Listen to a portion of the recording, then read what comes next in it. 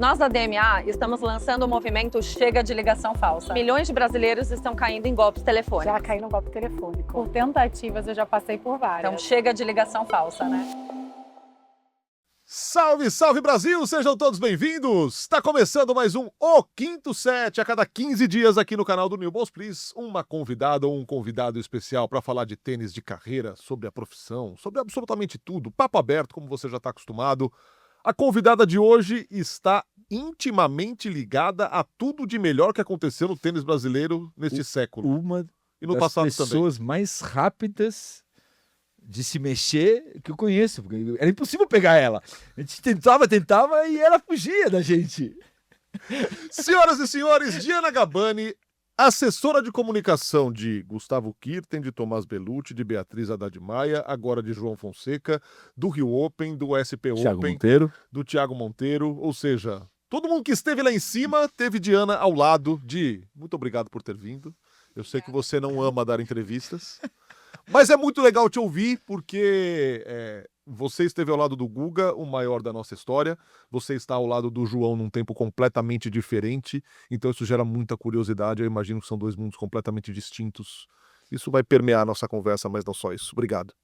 Obrigada a vocês pelo convite. Sei que esse convite está vindo desde o começo do ano, mas meu ano foi um pouco atípico, né? A gente não esperava que fosse ter essa loucura de 2025 que foi, então não tinha conseguido parar um pouco, só agora na pré-temporada que deu uma acalmada.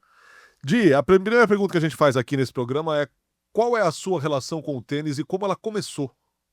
Como o tênis começou na minha vida, minha mãe começou a fazer aula de tênis. Eu devia ter o quê? Uns 8, 10 anos.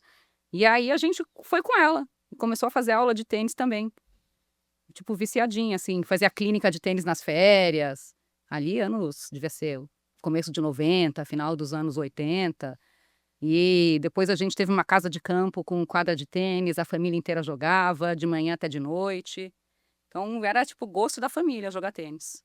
Você sabe que a gente conviveu muito na época de Guga e eu não lembro de ver você jogando tênis. Não, então, depois que eu comecei a trabalhar com o Guga, eu praticamente parei de Eu jogar. nunca te vi bater uma bola. Numa época, bem no começo, eu e a Lia Benchen, que na época trabalhava na ESPN, a gente chegou a levar a raquete para os torneios, mas nunca conseguia jogar. E aí fui parando de jogar. Hoje em dia, jogo só nas férias e olhe lá. Mas adoro quando entro na quadra. Mas assim, nível amador, hein?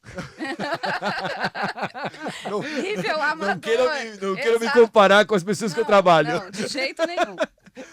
Ô, Di, e na época da explosão Guga, eram tempos completamente diferentes de hoje, assim. É um mundo à parte, cara. Se a gente lembrar, acho que pra você, então, a diferença é colossal. Mas como surgiu essa ligação com o Guga? De onde ela partiu? Guga, essa ligação partiu. Eu conheci o Guga quando eu estava de férias nos Estados Unidos. Ele estava jogando Orange Ball. Eu estava com uma amiga, a gente estava viajando. E aí eu falei, vamos lá ver esse torneio? Tava no primeiro ano da faculdade. E aí eu conheci o Guga, conheci o Larry.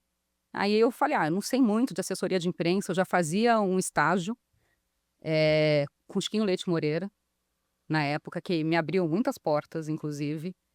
E eu falei, posso mandar uma matéria. Tinha a revista Match Point na época para eles. E aí o Guga foi indo, foi ganhando, eu fui indo todos os dias no jogo. E quando acabou, eu falei, não tenho muita experiência, mas se precisar de alguma coisa, me liga. E aí uns meses depois, ele fechou um patrocínio com a Chapecó. Aí eles me ligaram, peguei um ônibus, fui para Florianópolis, a gente começou a trabalhar. Mas aquele momento de levar a pastinha para os jornais com release e foto no bolso para mostrar quem era o Guga.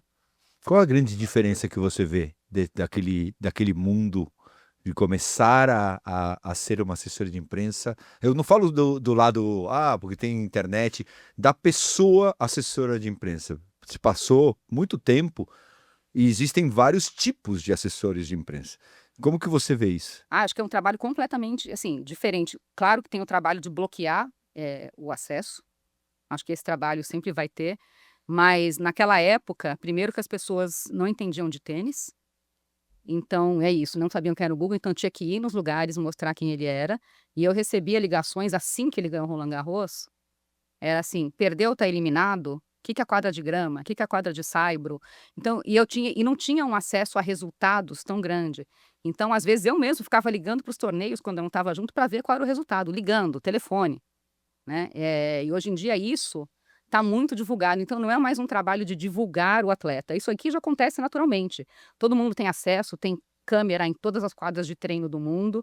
Então eu tinha que fazer um trabalho no dia a dia que era divulgar com quem o Guga treinou, o que que ele fez. Isso aí já acontece hoje em dia. Então é esse tipo de trabalho que mudou. Às vezes as pessoas me perguntam, "Você tem uma bio do João?" Gente, entra lá, tá tudo, não preciso eu mandar, já tem tudo. Agora, esse aspecto de bloquear acessos, eu imagino que era complicado na época do Guga e agora eleva-se isso ao cubo ou à enésima potência. Porque agora a casa caiu de vez. Desabou. É muito difícil porque não tem só, assim, os jornalistas, acho que a gente tem muito menos jornalistas especializados. Existiu um pouco ali no auge do Guga, mas desapareceu. Tem muita rede social, então tem um pouco uma confusão do que é um jornalista, do que é um influenciador. E o mundo inteiro tem acesso a tudo. Então não é uma coisa só no Brasil, mas ela é mundial. Então, sei lá, tem o Observer ligando. Hoje de manhã eu recebi um pedido da Austrália, que tem podcasts, e todo mundo hoje em dia tem um podcast. Poucos são super relevantes, mas hoje em dia, então assim, tem muito mais meios. Hoje em dia tem tudo, tem vlog, podcast, Instagram, é interminável as oportunidades que existem para as pessoas divulgarem as coisas. E esse tem um trabalho de explicar. Hoje em dia, acho que isso eu estou fazendo diferente da época do Guga, que era só dizer não, né, e ser muito xingada. Acho que a experiência me trouxe que eu consigo hoje em dia explicar o porquê do não. Explicar até um ponto que as pessoas às vezes até vão concordar comigo. Eu ia te fazer essa pergunta. Eu lembro muito da época do Guga, que você era uma pessoa, como que a gente pode falar? Muita gente não te odiava, eu odeio a Diana, mas ficava muito bravo com você, porque você era a pessoa, você era o para-raio total, o para-choque, a barreira que existia. Principalmente porque o Guga era um cara mais dado, para aquele momento ele era super dado, se você chegasse no Guga, você conseguia as coisas, né? A gente sabia disso. E você era a pessoa que falava não para meios gigantescos, jornalistas importantes, para pessoas. Como é o teu feeling? Por tanta coisa passou e, querendo ou não deve ser legal, porque é uma coisa que você não está fazendo não porque você não quer. Não, eu tinha que dizer não para 99 de 100 pedidos. É muito difícil e é isso. Hoje em dia teria As pessoas a gente odeiam algumas dessas? Olha, eu vou te falar que eu fiz um call com um canal de televisão outro dia. E que uma pessoa no meio do call falou assim, quando eu descobri, eu trabalhava lá no Jornal X, quando eu descobri que eu falei, estamos perdidos, não vamos conseguir nada.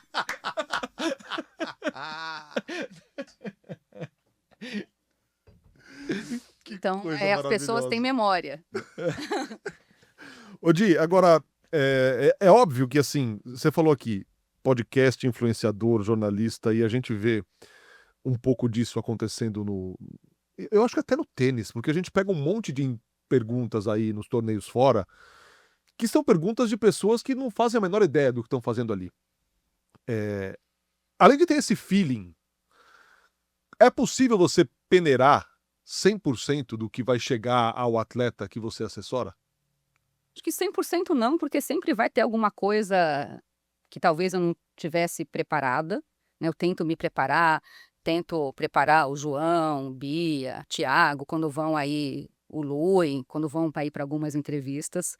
Tudo que eles fazem nos torneios hoje em dia, eu já fazia isso com o Guga lá na época, que era olhar quais são as atividades que são obrigatórias, né?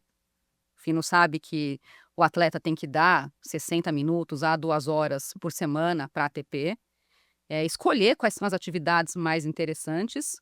Mas outro dia mesmo, eu não estava no evento, o João estava e chegou uma pergunta lá, a própria ATP achou estranha a pergunta, me ligou, eu falei, não, pede para cortar.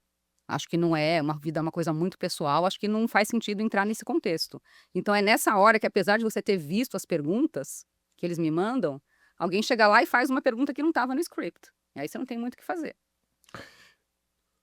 Você como assessora, você tem isso que você falou, né, de dizer não, mas também no caso do Guga e principalmente no caso do João, você está construindo uma pessoa. É uma responsabilidade muito grande, né? Porque você pega uma assessora um pouco mais de outra maneira de pensar, ela vai levar a forma de viver, de se comunicar com as pessoas que não conhecem de uma forma completamente diferente. Como que você faz essa preparação? Você tem o Guga, que é um garoto, como você falou, você pegou o Guga quando ele jogava vôlei de bola, com 18 anos de idade. Ele poderia ser mais aberto, menos aberto, ser mais polêmico ou menos polêmico, porque você tem uma responsabilidade nisso. Tem a pessoa, a essência, todos nós temos, minha essência é mais pancadaria do que a do Guga, por exemplo. Mas o que você aprendeu com tudo isso? Quanto que é de Diana, quanto que é de estudo de cada personalidade, quanto que é de estudo do momento que se vive? Eu acho que é um pouco de tudo. Primeiro, a gente vai sempre aconselhar, ou dar ideias, ou fazer sugestões, mas sempre a decisão final, para mim, vai ser sempre do atleta. Mas acho que são muitas conversas com família, com técnico, com atleta, olhando os objetivos, o que pode entrar no caminho do objetivo, qual que é a imagem que quer ser passada. E eu acho que, caso de Guga, João, Bia, por sorte, são pessoas incríveis. E a ideia é que a imagem seja a imagem natural deles. Mas claro que às vezes tem que dar uma calibrada. Porque às vezes você está tanto na loucura do dia a dia que você não está percebendo. Algumas coisas que às vezes você falou, que poderia não ter falado. Você puxa a orelha? Quanto que... Manda uma mensagem, faz um recadinho, call. recadinho amoroso, recadinho do coração. Imagina o que eu receberia de recadinho dela. Você vai comigo? Não imagino que ela jamais pegaria você para assessorar. Jamais, vai, isso aí é caso perdido. Você manteve sua essência. Sim. Né? Que eu acho muito importante. Mas se você pega, por exemplo, o Guga e eu, que são pessoas completamente diferentes, e você é assessora dos dois, você mantém a essência? Você acredita nisso? Ou você você tentaria mudar um pouco? Falo você no sentido, qual é o papel da assessoria? Assim, pô, Fernando, você fala demais aqui, você cutuca demais, para com isso. Sim, isso é uma coisa que você que tem que calibrar. Sim, calibro. Converso muito com eles. Não gosto de falar a palavra media training. Acho que é muito corporativa essa palavra. Mas são às vezes em conversas, numa saidinha de uma entrevista, ou antes de entrar, acho que você falou isso aqui, não precisava ter falado, ou vai por esse caminho, ou putz, muito bom, vamos seguir nessa linha. Agora, São pequenos toques. não estamos falando só do atleta, ainda mais nos dias de hoje, né? Na época de Guga, era muito Guga e Larry. Muito. Hoje não. Hoje o time do João tem 300 pessoas. O time da Bia tem 300 pessoas. Isso também é uma necessidade de você ter um jogo de cintura. Porque cada pessoa é uma pessoa, cada time é um time, cada ingerência do time sobre o atleta é uma ingerência diferente. O jogo de cintura é enorme. Mas acho que tudo com boa conversa e explicação dos porquês, acho que dos dois lados, né? Eu acho que é sempre muito importante ouvir o porquê. Outro dia mesmo, né? O físio do João olhou ali pra gente, tá demorando demais essa entrevista. Deu aquele toque. E aí realmente estava demorando demais. Então, importante. Eu acho que diálogo aberto é fundamental. Senão, não tem como funcionar. Não tem. Porque cada um tem sua necessidade. E a equipe precisa estar muito coesa. Muito coesa, porque senão vai ter atrito. Teve uma declaração do Guga, que não é muito antiga, é desse ano de 2025, pela ocasião do surgimento e do estouro do João, que o Guga fala... se eu tivesse jogado na época do João, com essa pressão, essa loucura de rede social, eu não teria sido quem eu fui. Você conhecendo o Guga, quanto você concorda com isso? Eu não sei se não teria sido quem eu fui, mas a gente até já conversou sobre isso. Teria sido muito mais difícil. Acho que teria tido talvez uma capa de proteção ainda maior, porque é isso, hoje em dia não tem como você não tem aonde, não é a palavra se esconder, mas não tem como você ter um momento quase de privacidade, a não ser que você tenha uma quadra dentro da sua casa. Eu acho que é isso que é difícil, se você conseguir desligar, você conseguir abrir mão, de estar ali, né, a gente não consegue às vezes desligar das redes sociais. Imagina um atleta que está sempre em exposição e em muitos dos momentos só ganhando elogio. É gostoso, né, você ficar olhando aquilo, então é difícil separar isso. Você tá falando, a gente está falando bastante do João e a sensação que a gente tem de fora é que realmente ele é um menino diferenciado, né? Um menino com uma família incrível, com uma atitude incrível, super tranquilo, super profissional, né? Ponderado e não gosta tanto da bagunça, no sentido de cutucar aqui, ali. Como que você vê, falando como staff, né? Como toda essa loucura que vive. O que é legal, o que você vê que eles estão vivendo, que o João está vivendo pelo momento do tênis, e o que é perigoso, onde você olha todo dia que você acorda de manhã e fala assim, pô, eu preciso tomar cuidado com isso. Primeiro que eu acho que todo mundo da equipe está curtindo muito esse momento, mas sem relaxar, de olho no próximo objetivo, né? Só para a gente não falar, achou que chegou aqui, tá bom. Não, tá todo mundo muito focado para o João ser o melhor que ele possa ser. Acho que todo mundo da equipe tem isso na cabeça. Mas o perigoso é fazer coisa demais, é conseguir dosar o que você vai fazer, o que você não vai fazer. Por exemplo, eu mesmo disse não aqui no Brasil o ano inteiro para todo mundo. E aí chegou agora, no final do ano, a gente fez um Media Day na segunda-feira, que foi super importante. E qual que é o perigo disso? Ele passar uma imagem de antipático porque não atendeu ninguém aqui. Então a gente tá olhando para tudo isso. Di, vamos no momento end aqui do quinto set. A pergunta tem a ver com os dias de hoje. Você tá no tênis brasileiro há muito tempo, com Guga, com Bia, Belucci, enfim. O que a internet e as redes sociais, da forma como elas são hoje, causaram para a comunicação, né? Que alterações elas trouxeram para a comunicação dos atletas? Eu acho que eles têm muito mais possibilidades de exposição de marca, né? Às vezes você está até trocando um post por uma ida a um evento de um patrocinador. Atletas que estão começando ter uma maneira de divulgar o próprio patrocínio que eles não tinham.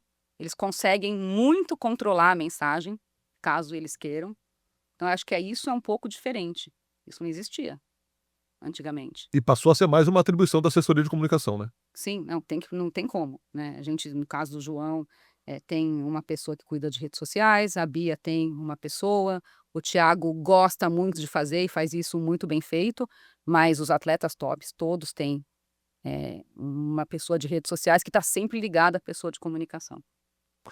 Você,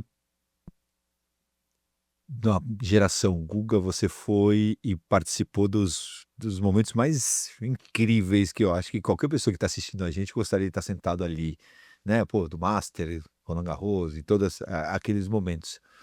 Como é o lado pessoal da Diana? Porque, lógico, você está trabalhando, mas você está torcendo. Querendo ou não, você tinha uma relação com o Guga muito legal. Né? Quem convivia como eu convivia, vocês não eram duas pessoas que trabalhavam. Uma relação estritamente profissional, né? Vocês se davam muito bem, né? Você sempre foi uma amiga, né? E eu puxava a orelha quando tinha que puxar. Ele falava, pô, para encher o saco, porque, né? Parecia que a amiga começava a passar por cima de alguma coisa que ele não queria, e o Guga é muito assim. Mas como é o lado pessoal de você ter começado um processo ali no Orange Bowl com 18 anos e de repente você tem uma pessoa que você está trabalhando junto, ganhando, sendo o número 1 do mundo? Maravilhoso. Experiência de vida incrível, eu acho que foi na hora certa. Jovem, sem filhos, tive a chance de viajar o mundo. Aproveitei muito, mas sempre sabendo a hora que tem que focar e trabalhar. Não, que tem que ir embora. Tem que ir Exato. embora da noite. Voltar cedo no dia seguinte para eu não tomar puxão de orelha. que eu já tomei. Não, lá era tranquilo também. Ô, Di, agora, voltando à rede social, é uma atribuição, uma necessidade fundamental do trabalho, é um pilar do trabalho da comunicação, mas também é um negócio de arrancar os cabelos. E me parece que o João, nesse aspecto, ele dê aula, porque ele fala, cara, eu tenho um acordo com o meu treinador que eu não olho rede social.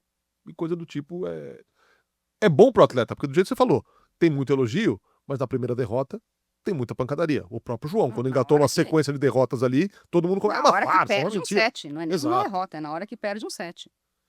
Então, eu acho que precisa ter uma cabeça muito forte e muitas outras coisas para te deixar ocupado nas horas vagas, porque é uma tentação de todos nós. Eu tenho me policiado.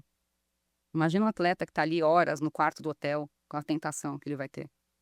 É, muito Esperando louco, né? o Porque a gente próximo ficava vendo televisão, né? Eu lembro da época do Guga, com o Guga, a gente ficava no quarto assistindo televisão, porque não tinha internet. Eu lembro quando apareceu a internet, que a gente. Eu lembro um Internet episódio que a gente via o carnaval em San José, um dos primeiros campeonatos, né? Que era na Califórnia, que a gente tinha um computadorzinho, o Guga tinha um computadorzinho, né? Porque ele era mais rico, né? Então ele tinha um computador, eu não. E a gente ficava vendo o internet de escada, e a gente mentia pro Pardal e pro Larry, que a gente tinha ido dormir cedo, mas a gente ficou a madrugada inteira vendo carnaval, né? Dois jovens, né? E hoje em dia você tem tudo isso na mão, né? É uma loucura. é uma loucura. Precisa ter um objetivo muito claro e cabeça muito forte. Espalha muito rápido, muito rápido. Como equilibrar a partir do momento que o jogador ou a jogadora explodem, e você viveu isso com o Guga, numa época diferente, você viveu isso com a Bia, que é mulher e tem um acesso completamente, são outras, é uma outra realidade em relação ao mundo masculino, e agora o João. Começa a chover patrocínio. Chove patrocínio, começa a chover um monte de compromissos de necessidades de gravação de propaganda e coisa do tipo, evento obrigatório, coisa do tipo. Como conciliar isso tudo? Como você. Quão fina tem que ser a sintonia com o time para você conseguir conciliar isso sem atrapalhar o principal? Porque a gente vê um monte de casos. Vocês pegam uma Emma Raducanu, por exemplo, que durante muito tempo, depois de explodir naquele US Open, caiu demais. Por quê? Porque o mundo dela virou outro que não o tênis. Agora tá recuperando, é verdade. Mas esse é um perigo e é uma linha muito tênue, eu imagino. Muito tênue, e tem um trabalho maravilhoso do Guga Abreu, que é o agente manager do João, direto com o treinador, com família, olhando até onde dá para ir para justamente não passar dessa linha fina. E com o passar do tempo e o calendário do João mais definido, já conseguindo saber onde vão estar esses momentos. Acho que assim, é essa sintonia principal, e esses momentos de imprensa aos poucos vão entrando nesse calendário.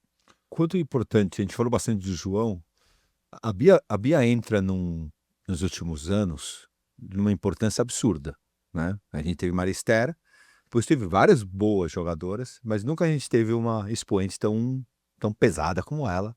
Top 10, semifinal de Roland Garros, 3, 4 anos sobre 20 do mundo. Como foi essa experiência? Porque é o que você falou, e o Fê estava falando, é uma primeira mulher, durante um tempo, infelizmente aqui no Brasil, perdeu 2 jogos e começa a dar muita porrada, e muita gente que não entende nada de tênis e botam à prova um monte de coisa que não teria que botar, mas ela entra num momento extremamente importante do tênis, que, principalmente tênis feminino, que, não, faz anos que a gente não tem ninguém. O tênis feminino não tá indo bem, não tá indo. Como foi gerenciar tudo isso? Porque eu acho que também foi uma grande experiência para você de ter uma menina, primeira mulher que eu acho que você fez o trabalho. Como que foi esse trabalho? Sempre assim, tudo que eu faço eu adoro fazer, me entrego, mas diferente, né? A gente começou a fazer editoriais de moda. Eu lembro a primeira vez que a primeira capa que a Bia fez, que foi da JQ, eu passei uns dias sem dormir, pensando, e se sair ruim? Se ela não gostar? E se a foto da capa não era o que ela esperava? Foi uma responsabilidade. Você tem que olhar para a mulher de outro jeito, que tem um peso para ela que não vai ter para um homem, se ele não sair do jeito que ele gostaria numa capa. Então, é uma coisa que eu mesma nunca havia pensado. Você tem que olhar para isso também. E o assédio também é um pouco diferente, né? Cuidar um pouco desse assédio que existe. Do que é realmente uma entrevista, do que é Ou uma quando você tá com a chegada. pessoa na rua, né? Uma outra maneira que as pessoas podem abordar uma mulher, que eu também nunca tinha pensado no que eu tinha pensado nisso e acontece. Então, não tinha pensado nisso até agora. Também não, por isso. Eu um só mundo completamente diferente. comecei a ver isso Na raça dia a dia, mesmo. né? Fez um piloto no ar, testando Sempre, né? a vida. O que é mais desafiador durante a temporada, Di? Porque é óbvio que você não vive a época de um jogador só junto com você, como vivia na época do Guga, você podia viajar. Hoje você tem outras obrigações, você tem School of Life, você tem seu marido, você tem sua filha, você tem outras tantas obrigações e não consegue viajar. Um monte de jogador falando, vem pra mim, viaja comigo. O jogador é pouco, né? Tá dando muita atenção pra mim. Tudo que ela toca vira ouro. Vem aqui trabalhar comigo pra ver se eu me meto também. Até parece. E como é que é conciliar isso e ainda tem os fusos horários? Então, eu tenho um pouco de pena do seu telefone. A época da Austrália é um sofrimento. Assim, sofrimento em termos de sono. É difícil. Não dá para não trabalhar no horário do Brasil, né? Ou só viver no horário da Austrália. Mas acho que é o mais importante, assim, durante os torneios, é eu conseguir acompanhar o que está acontecendo. Porque eu acho que se eu tenho domínio da informação, eu consigo me virar. Eu consigo saber até onde eu posso ir, até onde eu não posso ir. E eu acho que eu consegui fazer isso bem esse ano. Tende a, talvez, aumentar esse número de viagens, quanto mais o João for avançando. Mas, por exemplo, com a Bia, eu nunca cheguei a viajar para um torneio. E consegui até que lidar daqui. Então, porque hoje também, acho que é muito mais fácil. A gente tem WhatsApp, a gente tem vídeo, a gente tem meios de comunicação que facilitam isso que a gente não tinha lá atrás. Se eu não tivesse ali acompanhando, às vezes eu não sabia nem o que estava acontecendo. Hoje em dia, como eu falei, tem até o vídeo do treino ao vivo. Mas eu meio que faço o meu schedule quase que dia a dia. Eu olho o que tem, o que não tem, para dosar. Não, para dosar não, tem que fazer o que aparecer.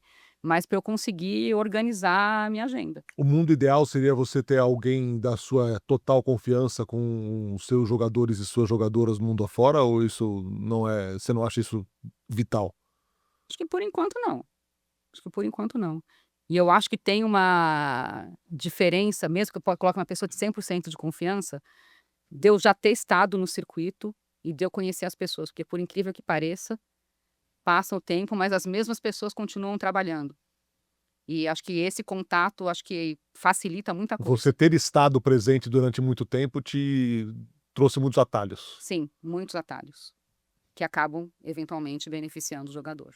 Você deve ser assediada por um monte de outros jogadores e jogadoras. O que você busca? O que faz brilhar teu olho e falar, quero trabalhar com esse menino, essa menina, esse grande jogador, essa grande jogadora? Primeiro que hoje não tenho mais tempo para nada. Não adianta me contatarem, me contataram aí ao longo do ano, mas não tenho tempo. Mas eu acho que o primeiro, muito importante, eu me conectar muito bem com a pessoa. Eu me lembro que a primeira vez que eu ouvi falar do João foi a Roberta Bruzag que me falou, ela falou, tem que ver esse menino jogando. E conversei com a Roberta, a mãe do João, durante mais de um ano, até a gente realmente começar a trabalhar, e eu consegui entender qual que era a ideia do trabalho, porque na minha cabeça, no começo, era ficar fazendo release, eu não falei, não faz sentido, menino de 15 anos, não, aí depois, para construir uma carreira, olhar para a comunicação como um todo, aí eu falei, nossa, esse projeto é muito legal, mas tem que conversar com o João e ver se a gente se dá bem, porque se eu não me der bem, eu não vou conseguir fazer um trabalho bom.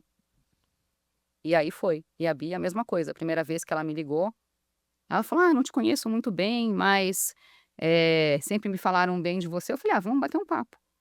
E aí nos demos bem. Acho que para mim isso é fundamental. E a sensação que dá, você já tocou nesse assunto, que o fato de serem pessoas educadas, afáveis, agradáveis, eu acho que facilita muito o seu trabalho e a sua relação no dia a dia, porque Você conviveu durante muito tempo também do Rio Open, durante o contrato dele com o Carlos Alcaraz, que é um pacote completo. Um cara educado, carismático, atencioso com todo mundo. O João parece muito ser esse cara também. E a Bia também é essa pessoa. Eu imagino, olhando de fora, que isso facilita o seu trabalho, de alguma forma. Com certeza, você tem muito mais prazer em trabalhar. Eu já tive contato de atletas que eu não considero pessoas tão agradáveis, que eu falei, obrigada, mas te indico aqui outra pessoa. Acho que para mim isso é fundamental, porque assim, desde que eu trabalho, eu adoro trabalhar. E acho que se você não gostar muito de fazer o que você faz, nesse caso, você não vai acordar de madrugada na Austrália, você não vai dar o seu a mais. E nesse trabalho você tem que dar o seu a mais. Estava de folga no final de semana, ele ganhou Basel. Para tudo, tem que trabalhar, não tem o que fazer. Cada Você vai semana é uma lá e semana. imagina se eu não gostasse da pessoa, se eu não me desse bem com ela. Ia fazer aquilo de mau humor. Agora, quando você chega e fala, não, acabou um jogo, tem aquela chatice nossa do lado de cá, ô Diana, Tua. aí, um áudio, Diana, um vídeo, Diana, uma declaração. Acabou o jogo é quando começa a trabalhar. Praticamente é isso. O Dinardini liga, né? Mas nem sempre o atleta tá com saco. Qual é o seu trabalho e quanto você tem Fazer que ele ter perturbar? saco. Fazer ele ter paciência. mas isso essa é a parte chata? Ou não é a parte chata? Eu Ou não faz vou dizer parte? chata, eu vou dizer é difícil após uma derrota. Mandar alguém fazer qualquer coisa depois de perder é horrível. Mas faz parte. E eu acho que assim, esses atletas entenderam que faz parte, acho que muito pelo exemplo dos grandes tenistas que eles não escondem, né? Eles não se escondem. Todo mundo sabe, ganhou ou perdeu, tem que ir lá dar entrevista. Então faz parte do trabalho, acho que faz parte do crescimento do atleta entender que ganhando ou perdendo ele vai ter que falar. Mas isso facilitou também, né, Di? Porque hoje, diferente do que era a nossa geração, hoje você é uma. A gente também era, mas o Guga era uma empresa. Mas hoje está muito claro que isso é uma empresa, né? Isso não tem Muito. como hoje. E eu acho que o exemplo do Big Three, da Sabalenka e da Iga, para todo mundo de baixo, acho que facilitou também o teu trabalho. Porque eu acho que a comparação, ela não é mais o cara que brigava com todo mundo e não atendia ninguém e ia embora da coletiva. Não, Foi embora de uma coletiva, todo mundo caiu matando, você sabe que tá errado, ela pede desculpa depois de 5 minutos depois, que nem a Sabalenka fez aquela coisa que ela fez errado, ela levantou a mão, falou, fui mal. Até o erro, ele sabe, para você Sim. tá muito mais fácil isso, não, né? isso a barra aumenta, né? Muito, porque fizeram coisas incríveis e fazem, mas exemplo maravilhoso. Acho que exemplo e referência da onde se quer chegar. Você falou de regras que os jogadores têm que cumprir durante uma semana de treino. Talvez muita gente não saiba. Aí mesmo você falou aqui que eles têm que ceder um certo tempo para a ATP. Conta um pouco sobre isso, sobre essas. O que é obrigatório para o atleta numa semana de torneio? Primeiro, dependendo do ranking ou se ele é cabeça de chave, tem uma coletiva pré-torneio, que assim, ele tem que fazer quando ele chega no torneio. Todos os cabeças-chave. Não, alguns. Às vezes os 4 primeiros, às vezes eu tenho essa experiência por causa do Rio Open também, que a ATP chega e fala assim, desses cabeças de chave, quem você acredita que tem demanda para uma coletiva? Se eu falar todos, eles têm que fazer. Uhum.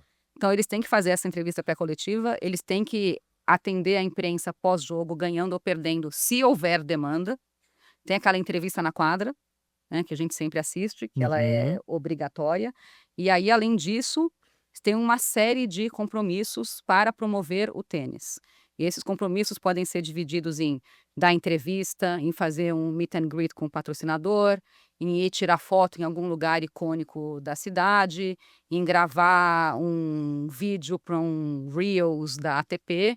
Então, o que eu faço? Normalmente, eles me mandam quais são as opções, e aí eu vou olhar e falo assim, nossa, que coisa chata, será que não tem uma coisa mais divertida que o atleta possa fazer? Ou olhar e falar assim, nossa, tem muita coisa de entrevista, vamos fazer uma coisa mais light? Então, equilibrar isso também, mas é no mínimo 2 horas, oficialmente 2 horas. Que o atleta, que cada tenista tem que dar por semana, por Tem que torneio. disponibilizar. Por torneio para promover o tênis. Você falou de torneio. Qual a grande diferença entre você ser assessora de imprensa de um jogador E, de repente, você é do Rio Open, o SP Open, como você está ali. Onde isso não se encontra e onde se encontra a Diana ali dentro? Acho que a grande diferença é que a gente é responsável também pela toda a operação de imprensa, né? Eu não faço isso sozinha, faço isso junto com a Impress, desde o começo, né? Desde o ano antes. Então, tem toda uma parte de fazer credenciamento, de ter certeza que a sala de imprensa tem condições de receber todo mundo, de pensar como é que fotógrafos vão se posicionar na quadra, onde o jornalista vai sentar. Então, são muitos detalhes que eu até fui aprendendo isso no circuito, as melhores práticas, e levo para os torneios, e de divulgar o máximo possível o nome do evento. Que um pouco com os atletas, às vezes, a gente está segurando, mas com o torneio a gente tem que divulgar e aproveitar as melhores oportunidades. Agora, você já falou, você tem uma agência junto com você e você tem um time. Você entra na sala de imprensa do Rio Open, é um time, são várias pessoas, né? De imagem, de rede No máximo social. 5 pessoas. Ou mais. Vai aumentando cada ano. E isso aqui, ok, o Rio Open está na sua 12ª edição, né? A ponto da 12ª edição. Mas isso aqui eu acho que você aprendeu na porrada também. Porque você não tinha feito assessoria de torneio até então, ou tinha? Quando começou o Rio Open. Fiz um pouco para Tri-Sports mas torneio Challenger, né? Você muda de categoria. E eu trabalhei em Doha, no WTA Finals. Teve um ano que eu fui comandar a operação de imprensa. Quando o Guga parou de jogar, o Karim Alami, que era o diretor do evento, ele me chamou, ele e o Jorge Salker, que era o empresário do Guga lá fora do Brasil, ele que era um evento da Octagon, eles me levaram para lá. Então tive uma grande experiência ali. Que doideira, hein? E o Karim tinha mais, né? Não, foi uma doideira, imagina. 2011, antes, 2008, fui para Doha. Não era nada aberto. Não, e aí tem uma outra questão que, assim, por mais que você domine o idioma, cara, se a sua primeira experiência no torneio fosse no Brasil, é uma coisa, você tá falando a sua língua, você tá dentro da sua cultura, mas aí você vai para o Catar, Isso. que naquela época não era o Catar de hoje. Não. Então, uma eu imagino mulher o tamanho do desafio. Uma área de... chorava todo dia, não sou de chorar. Voltava pro hotel chorando todo dia. Mas por quê, assim, de Porque... desacato e desrespeito? Até que chegou um momento que eu tive que voltar e falar com a pessoa que comandava ali o Comitê Olímpico e falar, olha, acho que a gente não começou bem.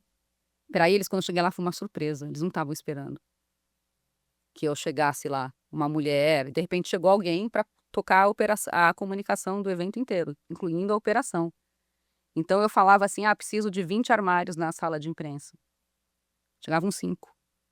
Nossa. Era sempre para me desafiar. Aí eu tive que voltar e falar, vamos começar do zero? Porque não foi bom, né? Não começamos bem. E aí melhorou um pouco a situação. Caramba. Mas foi uma mega experiência. Porra. Eu falei, aprendeu na porrada, eu não sabia que ela Então, falei tudo foi na porrada. Mas aí veio o Rio Open, que obviamente começou de um tamanho e ele se apresenta cada vez maior, e agora com o João Fonseca, cara, 2026 vai ser o último ano, imagino, no formato que ele tem hoje, da forma como ele é hoje. Veremos. Exato. Porque também o calendário vai trazer alterações aí pelo que a gente escuta, né? Mas aí começa o Rio Open e acho que você e o seu time tem que ir crescendo à medida que o torneio cresce. E a partir do momento que explode o João, como explodiu na temporada passada, que quando ele chegou de Buenos Aires parecia o Justin Bieber dentro do jockey, eu acho que exige uma postura, uma preparação e até coisas prévias, né? Coisas de prevenção de vocês para o torneio desse exato. A gente sempre faz reunião com segurança, a gente aumenta a segurança, aumenta a equipe que vai controlar o acesso dentro de uma sala de coletiva. A gente começa a ser um pouco mais rigoroso no credenciamento, porque não adianta eu credenciar 350 pessoas e as pessoas terem uma experiência ruim. Não é isso que a gente quer. Então, a gente começa a ser mais rigoroso. A gente começa a olhar um espaço para a imprensa numa quadra de treino, que é uma coisa que a gente nunca pensou em ter. Então, a gente está olhando regularmente para todas essas questões. Desculpa, e como que você mistura? Porque é o que você falou isso no começo. Hoje você tem uma imprensa a imprensa especializada, que você já conhece todos eles, tem 10, tem 50, tem 20, o número que for. Mas você tem muita hoje, porque uma coisa é você fazer para o João, para a Bia, para o Thiago Monteiro. Quanto vale ele fazer essa entrevista com um meio que é muito mais para mídia do que para influencer do que outra coisa. Só que para o torneio é importante. O torneio hoje, o Rio Open, ele se transformou, ele deixou de ser um campeonato de tênis. Ele é tudo, entretenimento, total. E aí você precisa também o outro lado da imprensa, né? Você não precisa só do cara dos meios tradicionais. Como que balanceia? Porque você falou, é muita gente. Onde você... essa balança é difícil para vocês. É difícil, mas assim, os principais jogadores, eles já vêm com contratos que eles têm que dar X horas de entrevista ou X minutos de entrevista. Hoje a gente olha tem uma questão de direitos de televisão mundial que é muito forte, muito forte. Hoje em dia quem tem direito, quem comprou os direitos de transmissão tem mais acesso ao jogador. Então a gente não foge muito das regras do circuito no dia a dia, porque às vezes a pessoa ela não vai conseguir entrevistar o João ou o Musetti, mas ela vai fazer uma outra matéria de alguma outra coisa. Graças a Deus são 32 jogadores, tem e vários brasileiros, né? Tem mais brasileiros jogando, então isso ajuda muito. Tem também, nessa história de fazer a comunicação de torneios, atender aos caprichos, às vontades, os desejos de jogadores e jogadoras. Então a gente já teve Rio Open, como vai ter esse ano, ano que vem, na época do Carnaval, e que jogador falou, opa, quero desfilar, quero ir pra Sapucaí. Se vira aí, Diana, me arruma uma roupinha de samba e me bota na Sapucaí. E aí? Ainda bem que nem tudo isso fica comigo, né? Tem uma equipe, ali de atendimento de jogador que faz isso Dá pro Pardal super isso. bem. Pardal, Tomás, se vira aí, Pardal. A Mari, que já veio aqui, enfim. Mas a gente muitas vezes tem que acompanhar. Porque, claro que isso isso bem feito, vira uma foto legal, bom conteúdo. vira uma notícia legal, então fui inúmeras vezes a Sapucaí, no meio do caos, nos últimos anos. Sambar. Sambar sem querer sambar, vocês têm mais. Eu tenho toda a ginga pra sambar, né? O dedinho sem querer. Desce dentro. E tem também os caras que vendem caro a necessidade de fazer certas coisas, estão em contrato, eles são obrigados a fazer. Mas qualquer extra que você peça, às vezes, você vai pegar uma tromba de jogador e de jogadora para tudo quanto é lado. Como domesticar atleta emburrado? Não é fácil, mas eu acho que é muito importante saber a hora de falar com o jogador ou com o empresário do jogador e como passar essa mensagem. Se eu falar, olha, precisa fazer essa entrevista aqui agora, a pessoa vai olhar para mim e falar, não vou. Se eu sentar, explicar o porquê, o que é, no momento certo, a maioria das vezes a gente acaba tendo sucesso. E eu fico muito nesse momento com o Luiz Carvalho, quem é que é o diretor do torneio, a gente olhando, vou falar hoje, não vou falar agora, não vai. Assim, é jogo de cintura total. A gente teve agora no meio do ano, mais pro fim do ano, o SP Open. Qual é a tua análise depois de tanto tempo um torneio, né? Porque existia toda uma expectativa. Fazer o torneio para as meninas, vai fazer no parque. Acabou, olhando para o lado da imprensa, o lado da repercussão. Como que você viu o SP Open assim que acabou, segunda-feira pós? Superou todas as expectativas. Primeiro do espaço. Apesar de eu estar indo lá várias vezes, assim, primeiro uma vez por mês, depois a cada 2 semanas estava indo no parque, a hora que aquilo ficou pronto, eu mesma falei assim, uau, que incrível. E assim, a adesão da imprensa, fora do comum, fora do comum. A gente não teve só a mídia jornalística ou especializada, mas a gente teve a Vogue fazendo um ensaio com as meninas um dia antes do evento começar. E com todas as meninas, não foi só com a Bia. Uhum. Foi com menina com ranking lá embaixo, sabe? Então, abriu oportunidade para essas jogadoras que elas nunca teriam na vida. E mesmo numa final que não era tão atrativa em termos de nomes conhecidos e ranking, a imprensa estava lá em peso. Assim, achei fantástico. Assim, o negócio explodiu. A gente tem um momento raro, porque a gente tem aqui Bia e João no topo, a gente tem jogadores ali 200, 300, jogadoras também, e já olhando para o futuro, já vem aí Vitória, Naná, Guto, são os 3 de quem mais se fala. Se você fosse pegar um atleta dessa idade, 15 anos, que obviamente ainda tem muita coisa a aprender, e fosse trabalhar com um deles, quais seriam as suas prioridades, assim, de cuidado, de formação de imagem, coisa do tipo? Já pensou nisso nos tempos de hoje, assim? Já, porque eu não vejo que é muito diferente do que eu comecei a fazer um pouquinho com o João, que era 2, 3 anos atrás, né? Não é muito. Mas assim, acho que primeiro é isso que a gente falou, de estar disponível, nem que seja para uma mensagem de áudio, ganhando ou perdendo. Eu acho isso muito importante, porque a hora que você chegar lá na frente, você vai ter que fazer isso. Então, é um treino.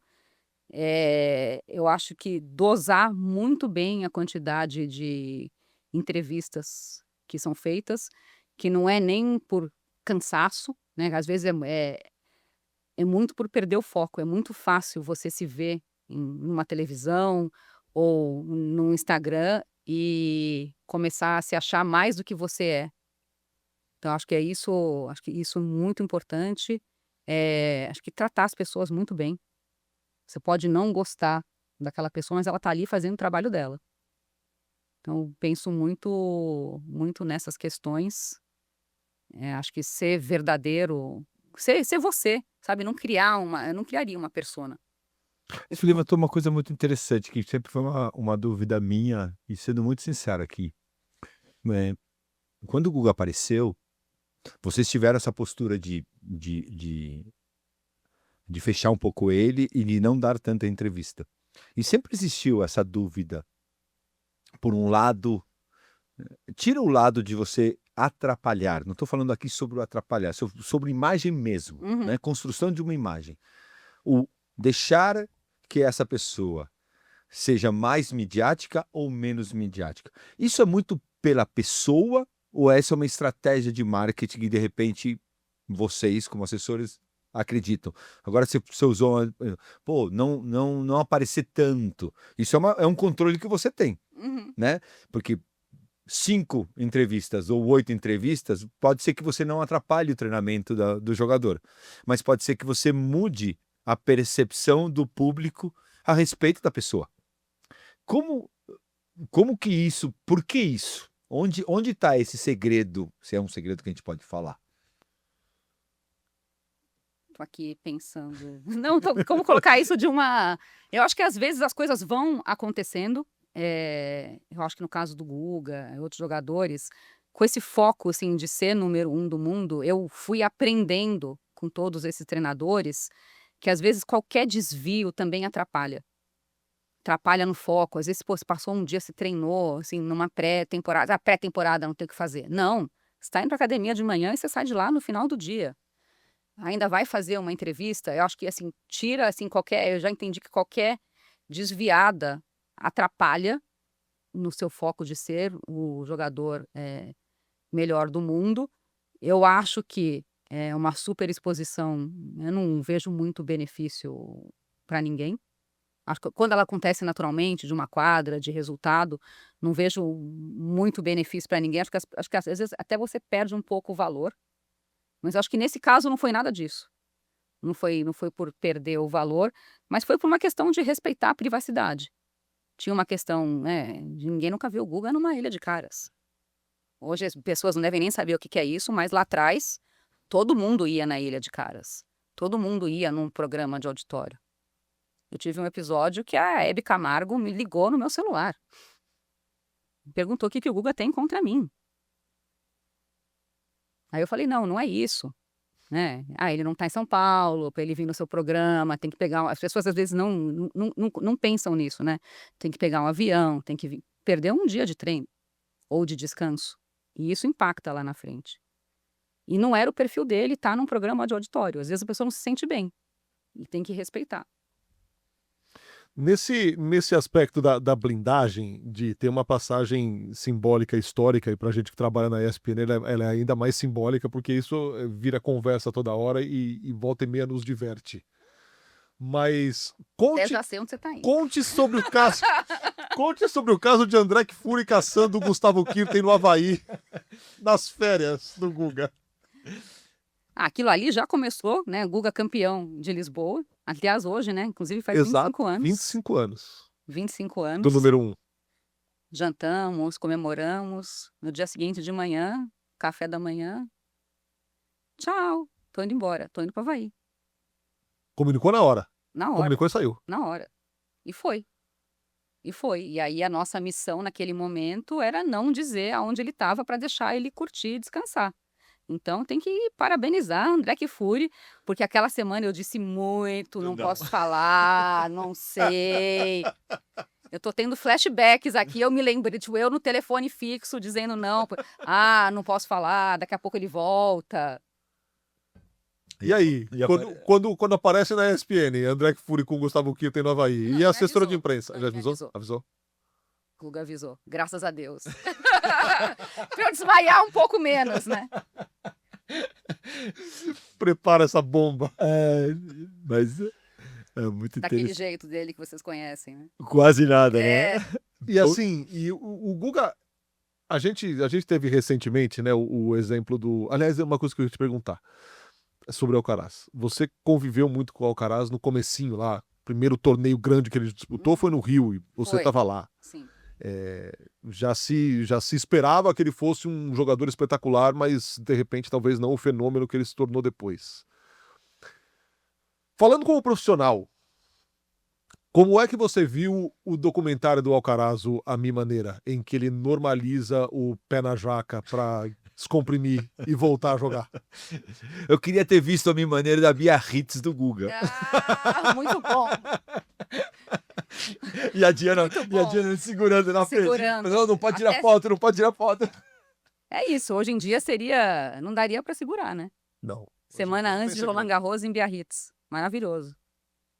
Maravilhoso.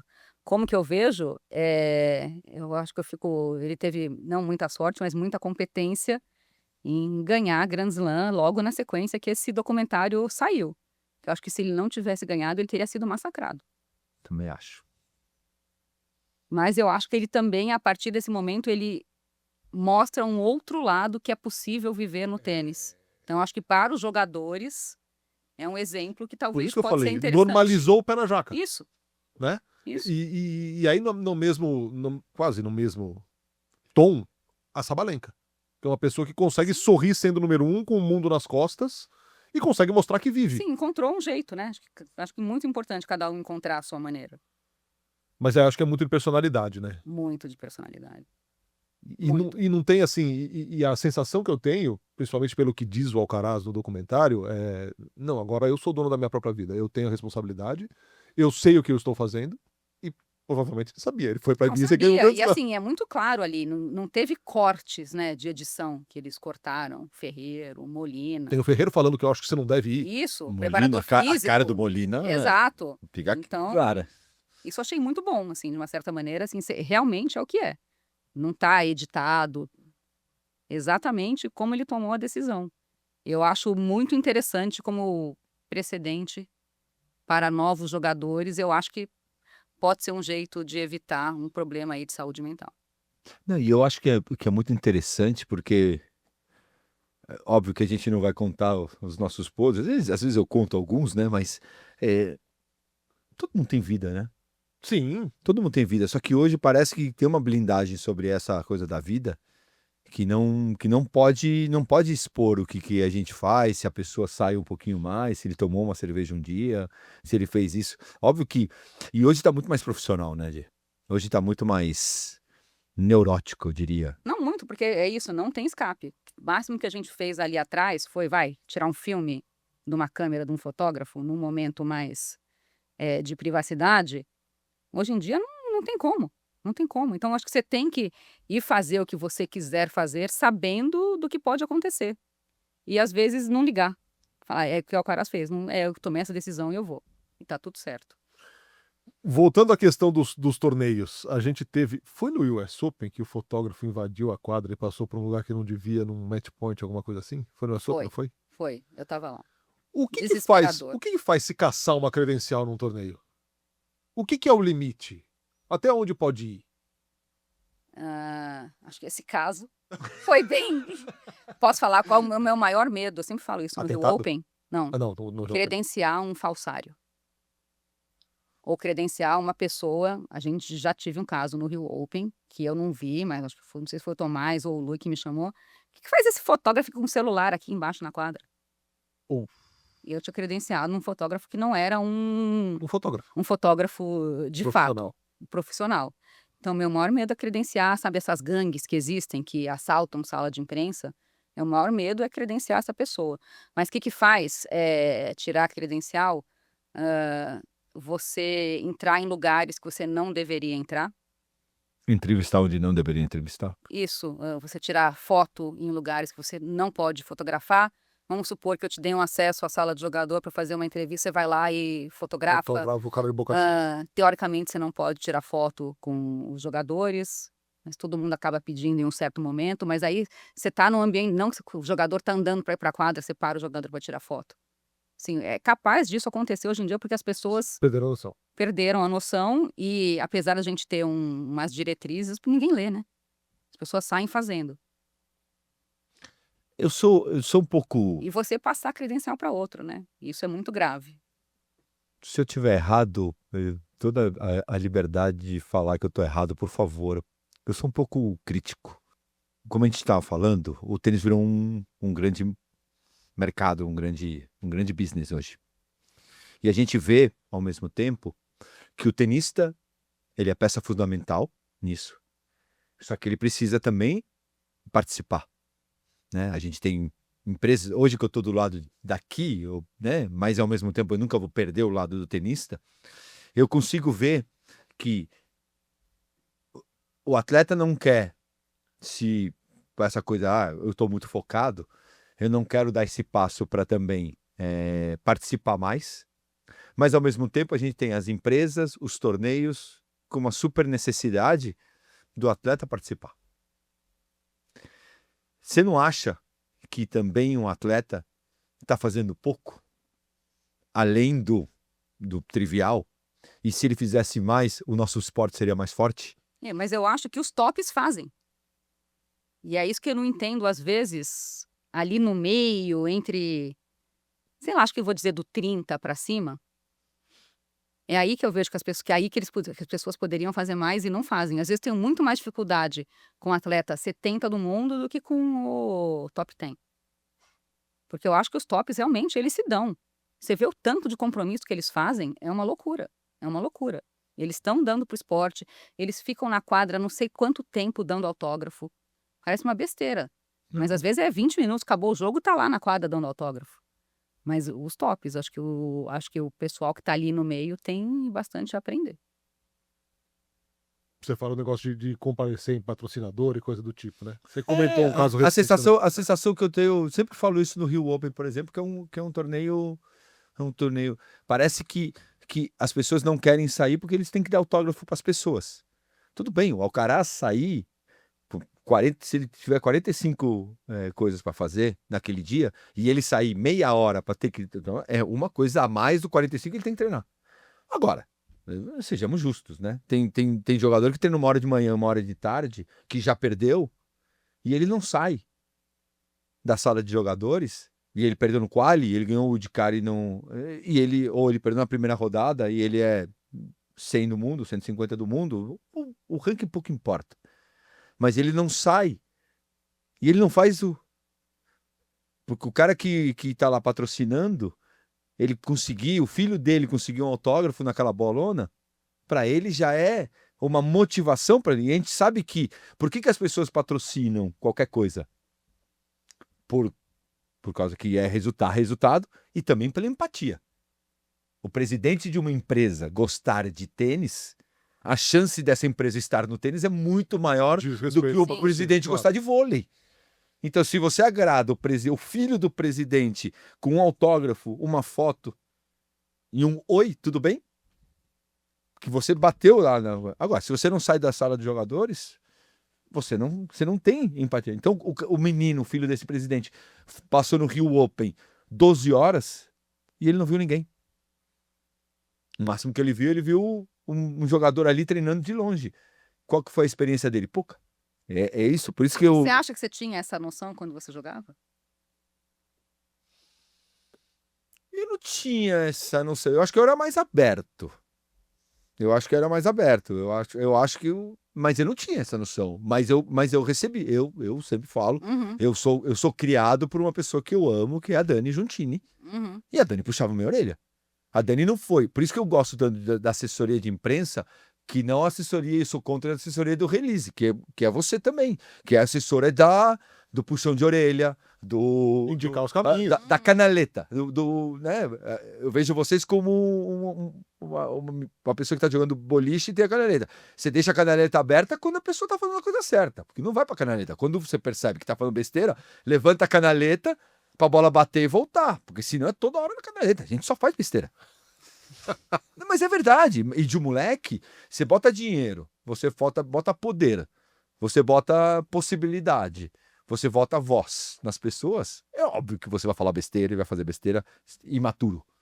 E aí é onde entra você, onde entra a Um Lia. aspecto educacional também, né, cara? Vocês É são uma questão de professores, educar, de né? indicar caminhos, né? Eles são professores muito mais do que... Ô, Di, tá cada vez mais forte o burburinho de mudança de calendário e coisa do tipo, e de alguma forma eu imagino isso afete o time de comunicação de um torneio como o Rio Open, que tá numa gira que ela tá meio que no olho do furacão, caso aconteça essa mudança mesmo. Isso te afeta de alguma forma? Te afetou de alguma forma essa discussão de calendário, ainda que haja incerteza e muito diz que diz, não há uma coisa taxativa, mas de alguma forma isso pegou em vocês? Não. Não? Não, existe mais demanda de entrevista para o Lui, para a Márcia, mas acho que ainda não. Pode ser que vá pegar. Mas eu também falei, não vou dar adianta a gente ficar ansioso antes de ter um resultado final, porque a minha opinião, a minha ansiedade não vai mudar esse resultado final, né? Não, é uma questão que vai ser ainda amplamente discutida, mas parece que haverá a mudança no calendário. Vamos chegando à nossa saideira, Di, e a primeira pergunta da saideira, lembrando os seus tempos de tenistas. Com quem você gostaria de bater uma bola? Ah, Mônica Seles. Mônica Seles? Sempre adorei. Foi acho que a primeira pessoa que eu vi assim na TV jogando tênis. Legal. E tive a oportunidade de estar perto dela um pouquinho. Ela ficava no mesmo hotel em Roland Garros. Depois ela veio jogar o Brasil Open um ano.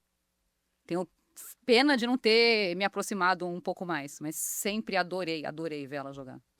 Você viajou o mundo, vou mudar essa pergunta que tá aqui. Você viajou o mundo, os 4 melhores, o seu Big Four de torneios para se trabalhar.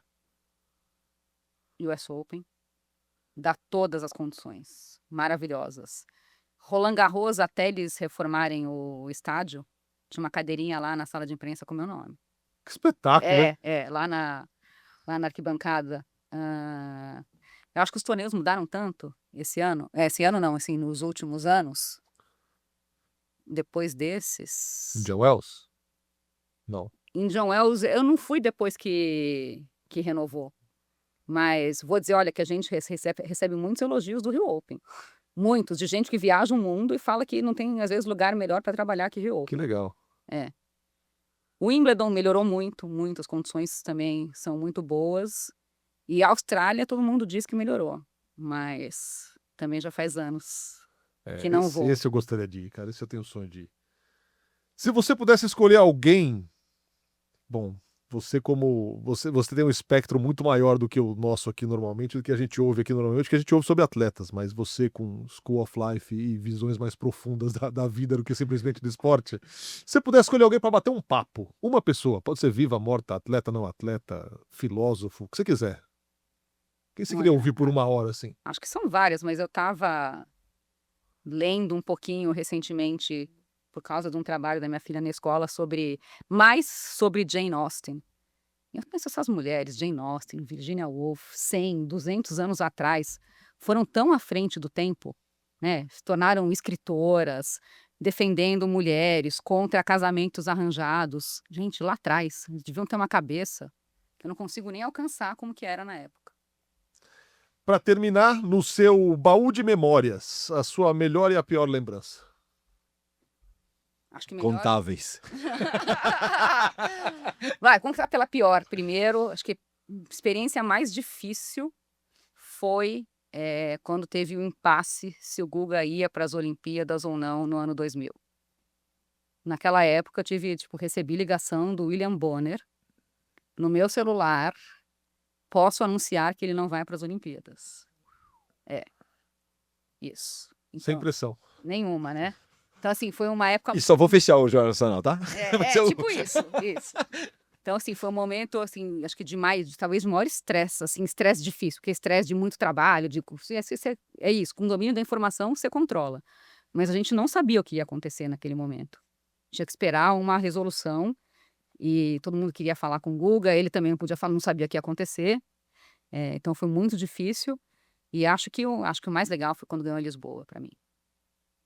Eu me senti, para mim era como se eu tivesse ganhado, eu me senti meio flutuando, assim, naquele momento.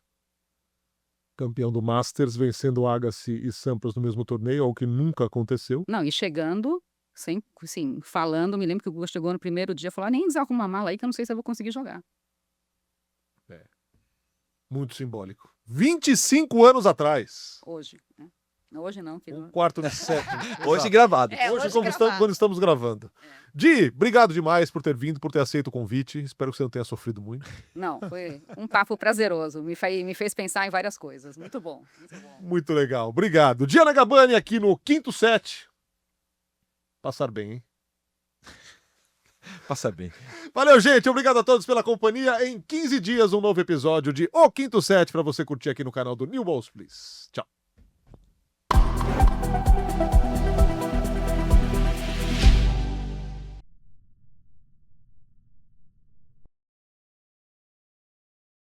C6 Bank, para uma vida extraordinária.